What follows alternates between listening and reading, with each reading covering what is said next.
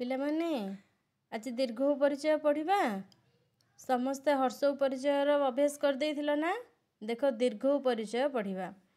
ଶୁଣ ଆଉ କୁହ ମୋ ସହିତ। ଉନ୍ନ ହେବ ଜର ଔଷଧ ପାନ କର। ଉନ୍ନ ମାନେ କ'ଣ ପିଲାମାନେ? ଉଣା ହେବ ମାନେ କମିଯିବ। ଉନ୍ନ ହେବ ଜର ଔଷଧ ପାନ କର। ଯଦି ଆମେ ଔଷଧ ଖାଇବା, ପାନ କର ମାନେ ଖାଇବା କଥା କୁହାଯାଇଛି, ତାହେଲେ ଆମର ଜ୍ୱର ଭଲ ହେଇଯିବ।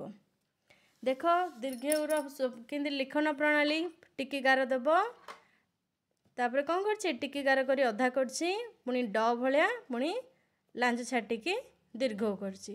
ଏଇଠି ଡାକି ଡାକି ଲେଖିବ ପିଲାମାନେ। ଦୀର୍ଘ ଉ ଲେଖିପାରିବ ନା? ପୁରା ପୂରଣ କରିବ। ତାପରେ କ'ଣ ଦେଲା ନା ଛବି ଭିତରେ ଦୀର୍ଘ ଅକ୍ଷର ପଦଗୁଡ଼ିକୁ ଲେଖ। ଏଠି କ'ଣ ଲେଖା ହେଇଛି? ଚକ। ଲେଖିବା କି ଏଇଠି? ନାଇଁ। ଏଠି କ'ଣ ଲେଖା ହେଇଛି? ଉନ୍ନ। ଉ ଅଛି ନା ଦୀର୍ଘ ଉ। ଏଠି କ'ଣ ଲେଖିବ? ଉନ୍ନ। ହେଲା। ତାପରେ କ'ଣ ଅଛି? ବଗ। ଲେଖିବା କି? ନାଇଁ। ଏଇଟା ଅଛି ନା ଦୀର୍ଘ ଉ ଉଖଳ। ଏଠି ଲେଖିବ। ତାପରେ କ'ଣ ଦେଲା ନା ଦୀର୍ଘ ଅକ୍ଷରରେ ଗୋଲ ବୁଲାଅ। ଦେଖ ଏ ଭିତରୁ କେଉଁଠି କେଉଁଠି ଦୀର୍ଘ ଅକ୍ଷର ଅଛି ସେଠି ଗୋଲ ବୁଲେଇବ। ଏଇଟା କ'ଣ ପିଲେ? ମ। ଏଇଟା ଦୀର୍ଘ ଉ। ଏଠି ଗୋଲ ବୁଲେଇବ ନା? ଏମିତି ଗୋଲ ବୁଲେଇ ଦେବ। ଏଇଟା କ'ଣ? ର। ଏଇଟା ଭ। ଏଭଳିଆ ବାଛି ବାଛିକି ତୁମେ ଗୋଲ ବୁଲେଇବ।